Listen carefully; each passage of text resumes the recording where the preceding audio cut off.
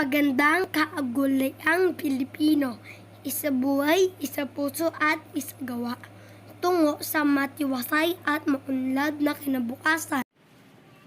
Magandang umaga po sa lahat. Ako po si Timothy Jangga Valderrama ng Grade 2 Makabayan. Alam mo ba ang mga magagandang kaugaliang Pilipino? Halika na, ating tuklasin ito.